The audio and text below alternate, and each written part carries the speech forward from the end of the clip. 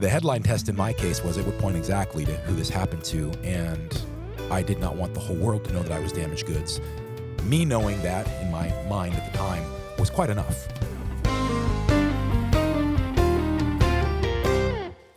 Hey everybody, Doc Brian here, and welcome to Doc Talks, where we talk about people's troubles, trials, tribulations, and hopefully triumphs in life. We're here in LifeWord Studios, broadcasting in over 160 languages to 127 countries to a listening audience of 2 billion people. You can find all of our Christian content at lifeword.org. Today we have a very special guest with us. We have Barron. Adam, so great to see you. Thank you for having me. Yeah, so we've known each other for just a little bit of time here. We went to Man Alive together and got to experience God's presence in that environment. I've seen you on with the Brazilian Jiu-Jitsu, which you're a black belt, I believe. Yes, sir. So you're probably the most dangerous person in this building right now. So, but I want you to just, as we talk about trauma and we talk about mental health, kind of bring us into the conversation of the trauma or the mental health applications that you have dealt with in your life. Sure. So I grew up in Northern California into a Christian family, and we moved to Arkansas when I was about 14 years old. My father worked in construction. He was a member of the Glassworkers Union in San Francisco. He was the guy that you would see up on a skyscraper putting in windows 60 stories up. And he broke his back essentially doing that and had to kind of forcibly retire. And the only employment he could find was in Arkansas at my uncle's restaurant he was opening. So we ended up out in Siloam Springs. And when I was about 14 and a half or so, there was one kind of fateful night when my grandfather invited me to his house along with some university students. And we were playing pool and things like that. And then my grandfather offered to take me home after everybody had left. He showed me some video content I never should have ever seen, and then I was molested by my grandfather. And that began a very unhealthy downward spiral in my life, being 14 and a half and just feeling like damaged goods. It was a long time of some good counseling and honestly just growth experiences through missions work and meeting some key people in my life that helped me come out of that, and really just the grace of God showing up at really important key moments in my life. Yeah. So when we talk about at 14 years old being sexually assaulted, a lot of times people of that age range, they're already in that mindset of what really is sex and what really isn't sex. Now, of course, we know that's something reserved for marriage. Yes. Between a man and a woman. But when things like that happen, especially from someone that they trust, it begins to be very confusing about, is this wrong? Do you recall ever being in that kind of wave point of saying, well, this is my grandfather, it must be okay? Not really, actually. I knew that what he was doing was wrong, but there's just a paralyzation of fear. I was just completely paralyzed by fear. I had no idea what to do. I just knew that this was my grandfather, who I'd known my whole life and who I'd respected. I knew he was a respected member of the community. I knew that he'd been a missionary for several years, which, as it turned out, unfortunately, his activities had gone on in the mission field as well. We found out later.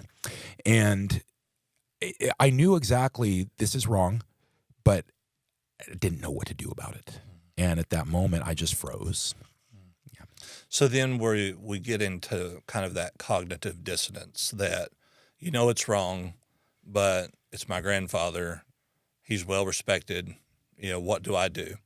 And sometimes there's the fear of, if I do tell, are they going to believe me? Did you have any of that going on in your mind at that point? That I absolutely did have. There was an instant fear of, to your point, will they believe me? But also, what will happen if they do? What's going to happen to me? I live in a town of, at the time, Siloam Springs, I think, was 1,500 people or so. Though I was the only grandson in town, I was I knew my career path a little bit at that point. I figured I'm going to go into journalism. So thinking from a news writing hat, you can't mention a minor, but you can mention a young male relative. There was exactly one of those in Siloam Springs, Arkansas. I mean, you're looking at him. So I was quite scared about what would happen if the news came out. I'm thinking with, the headline test, which we hear in the corporate world all the time. Well, let's pass the headline test. Mm-hmm. The headline test in my case was it would point exactly to who this happened to, and I did not want the whole world to know that I was damaged goods. Me knowing that in my mind at the time was quite enough. Mm-hmm. Yeah, and you've said damaged goods twice now, and I'm sure, and I'm not trying to downplay anything, but now that didn't make you damaged goods. Yes. Yeah. And so, I mean, what really comes in is the greatest threat of the enemy, which is guilt. I must have done something, or I didn't do something to make this not happen. And then the shame aspect of it, of that I allowed it to happen. So that's the perfect setup from the enemy, is that we have guilt because I shouldn't have, but we got the shame because we did. And so the resolve, the cure, if you will, for guilt and shame is confession. Mm-hmm. So at what point did that come? I was 19 years old. I'd graduated from high school. I'd gotten a full ride to the University of Arkansas, and I had no desire to be there whatsoever. A lot had happened in those intervening years between that event and 18 years old, and I just bombed out of college. Didn't want to be there. I had 3 friends of mine, none of whom were connected to one another, on the same day mentioned an organization called Youth with a Mission. And I didn't really know what to make of that. I heard of it that day, but I was away from the Lord at this point, and I thought, there must be something that he's trying to tell me. Maybe I should go check this out. So I ended up writing to them. This is the late 90s. Yeah. You have to write to people. You can't just email them. Yeah. But I wrote to them, asked them for an application. They sent me an application packet. I applied. I was accepted. Ended up in Kona, Hawaii, which, roughing it for Jesus, right? But it was about 3 weeks into that time that I met we had a speaker come. His name was Frank Naya, who eventually went on to become the president of that organization. But he was speaking to us about the love of God. And in the middle of his second day, he just stopped. And he just felt a prompting from the Lord. We're all going to circle up. We're going to stop talking. We're going to circle up. We're going to hold hands. And I'm going to walk around in this circle, and I'm going to pray for each of you. And so he started praying around the circle, and various things started happening. One guy just bolted, just ran. Another one roared like a lion. Another one collapsed weeping. And by this time, I'm shaking. I have no idea what's going to happen. I've never experienced anything like this in my life. So he comes to me, and he stops in front of me, puts his hand on my shoulder. He starts to pray, and then he just rears back and slaps me full force in the chest. Now, this is a 6'4", 350-pound Samoan man. So it had some force behind it. But he hit me once, and it just kind of shocked me. And then he hit me the second time. And the only thing I can describe is it was like God reached down through my throat and just yanked all of the pain that came with that event at 14 out of me. And he said something very distinct to me later on. I have plans for you, and those were getting in the way. We needed them gone. Yeah. And it wasn't going to happen on its own. It was at that moment that I was able to come to terms with the fact that, yes, it happened, but I'm not damaged goods anymore. I have the attention of the Lord, the God who loves me, the God who sees me. And at that point, I just recognized that, obviously, if there's a higher purpose for me from the Lord, then I must be worthy. And yes, I'm a sinner, but he wants to use me. I think a lot of times we forget about Paul, in the Bible, that he was killing Christians or finding them to kill them. And then he does a complete, 180, and now he is trying to make people Christians. And I think that we forget about that in our circumstances of, hey, this has happened to me, and because this has happened, I can never do X for the Lord, whatever that may be. And we get caught in that trap. So if at that point, did you share that story with your parents or anybody in your family? So my parents and I had been on strained terms since that event. My father had left shortly before this event occurred. He didn't leave town. He was still in town. He was still working for my uncle at the family restaurant, but he and my mother had separated. They hadn't gotten a divorce, but they had separated. So this kind of it brought them back together, kind of forced them back together in a way. They didn't blame me, but I felt blamed, not just by them, but by a lot of the family, especially the family that had lived in town for a long time. My mother definitely blamed my dad. I could tell. My dad blamed himself. And of course he blamed his father as well, but there was a schism that just got wider and wider over time. I started to feel like, well, maybe if my dad had protected me better, maybe if he, had been there more. My mom looked at it the same way. So by the time I was 18, and then my parents did officially get a divorce, and unfortunately it happened to where kind of the key moment in that divorce occurred when I was dead in the middle of a situation that arose with email and my dad speaking to other women on the internet. My mother used me to pull up his email. My dad walked in, saw what was going on, and I essentially just told them both, I don't want anything to do with either of you anymore. I'm leaving. And so for a couple years, I lived on a friend's floor, just crashed on couches where I could find one. And by the time I got back from YWAM, I was ready to talk to my parents, but there was still a lot of distance there.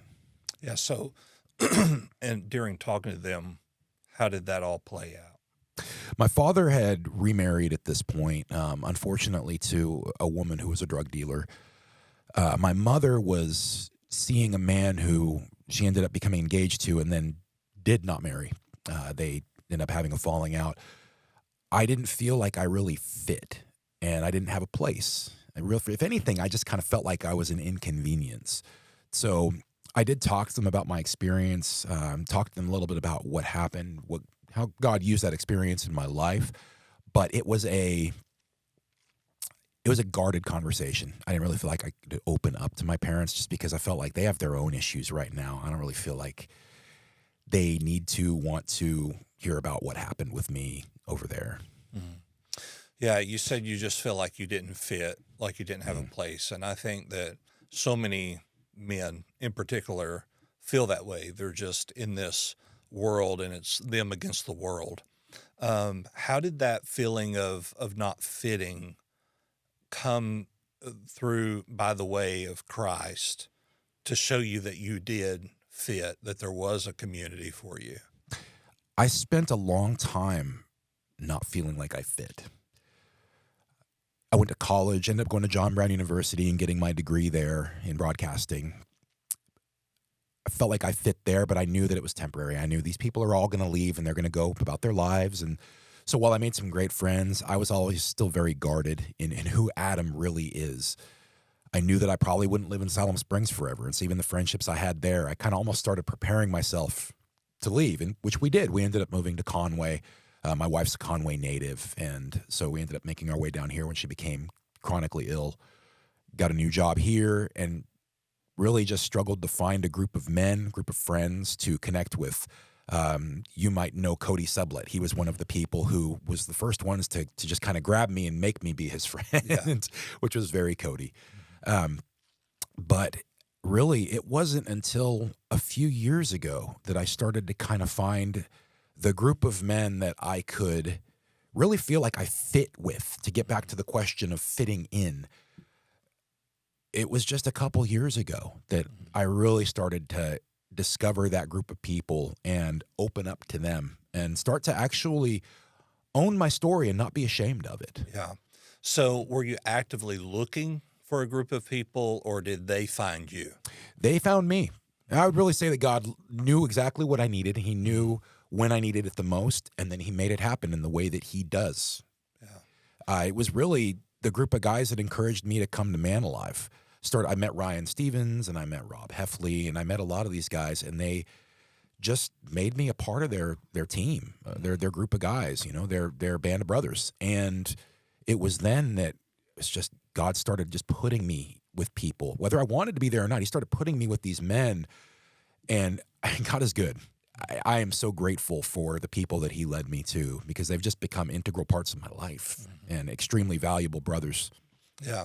So I can tell you from my experience of the trauma that I've dealt with, was the turning point for me was when I told them my story and how big of a shame that there was, that their facial expression did not change at all.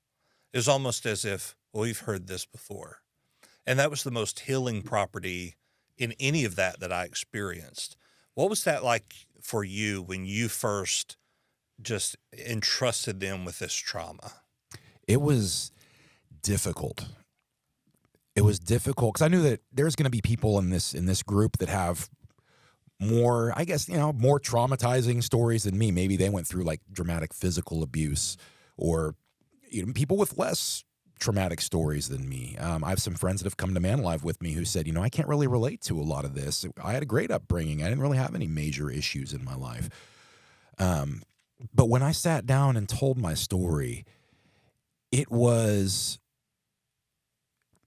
freeing, I guess, is the only way I can think of to put it. Looking around, like you said, at these guys and seeing that there's not judgment in their eyes. There's not a lessened opinion of me in their eyes. It was more just a, man, brother, we're with you. Hate that happened to you, but glad to see that God has redeemed you and has actually turned that bad into a good. Yeah. Yeah. And the key thing is there to remember is that we are not what we have done or what has happened to us. We are who we are today because of those experiences that brought healing and redemption, to a point. So tell us about what you do today. How are you? You're working with a nonprofit. You're doing Brazilian Jiu-Jitsu with Graybeard Forge, if I can get it out. It's a mouthful. Yeah, it is. It is. Tell us a little bit about that. How did that all transpire? About the same time that I really got to know Rob Heffley, or started getting to know him, Ryan Stevens and I had been just kind of bantering back and forth with the idea of, it'd be great to do something together one of these days. We're like-minded. We both love the Lord. We love this martial art, and we've seen what it can do to help, combat veterans, law enforcement, or just people out there, the general public, what it can do to help them create brotherhood, heal from some emotional trauma. There's nothing like taking you out of your stressful life, like another man trying to strangle you. And it pulls you out of all the stresses of life and really makes you focus on that moment. Yeah. To where by the time an hour has passed, you've hit the reset button for the day. So we had been bantering this back and forth, and then all of a sudden, Rob just pulls me aside one day in the school pickup line at Conway Christian, says, I want you to come see something. And he takes me to this building, and it's just a big former fence company, empty warehouse. He said, I want to put a jiu-jitsu gym in here. What do you think about being a part of that? Ryan mentioned that he would really like to do this with you. I had been praying for that for about a year, knowing that the gym that I was at, I wasn't going to be there a lot longer. I just felt the Lord pulling me away. And so, at that moment, that was when it was like, okay, the Lord is answering my prayer. He's going to make this happen, because I know Rob Heffley. If he sets his mind to something, he's going to pursue it. So it's been fantastic just watching a lot of the people that come through, military vets, active law enforcement, retired law enforcement, first responders, and just the general public, all getting together in this space, getting to teach them something, because that's my role. As I manage the gym, but then I'm also, one of the primary instructors, getting to teach them something, getting to see them interact with one another, and getting to see, especially the people that don't know the Lord, see these men who do know the Lord and see who they are as human beings, as men, and that rubs off on them. And relationships are start to be being built. And really for me, it's great, because my goal with all of this is I just want to use these skills that I have for the Lord. Yeah. I have, at Man Alive, I've seen you and Ryan Stevens teaching some I guess you would call it defensive tactics. Yeah. There at Man Alive, and I try to look from afar because I'm a lover, not a fighter. I would shoot you before I would fight you. That's just kind of where I'm at this stage of life. Um, which you're older than me, I think. So, um, but you really begin to see. Well, for instance, there was this last time at Man Alive in March of last year. There were two guys who were just being really rough with each other, Hmm. and Ryan stopped and he said, "Now, guys, remember we're friends, not enemies." Yeah. And so I can only imagine that in this, would you call it sparring? Yeah. Okay. That in the sparring, that sometimes when men get put in that vulnerable position or they get caught, if you will, hemmed up, whatever you want to use, is that some of that trauma begins to be triggered and they might get angry. Yes. So in those teaching moments, because that's a teaching moment, how do you help them process through that? Stop. Just stop. If I see that coming, just stop. Just say, just breathe. We're friends. I'm not going to hurt you. I might cause you some pain. I'm not going to hurt you. Breathe, relax. We're just training. Yeah. And because you're right, we absolutely do see sometimes those triggers hit from the trauma that they've experienced. Maybe something happened when they were on their back and somebody was literally like sitting on their chest, knees on the ground, and there's a position in jiu-jitsu where we call that mount. And it's a key offensive position. You're not on offense when you're on the bottom in that position. You will see people that will become triggered, especially in that position. And it's just a reminder that, hey, listen, I'm going to take care of you.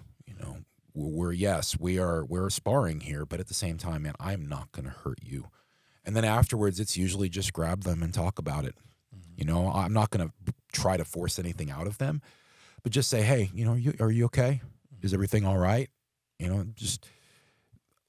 I want to make sure that you walk out of here having had a positive experience today, and just address it head on with them, not in a confrontational fashion, but just in a way that's very much empathetic.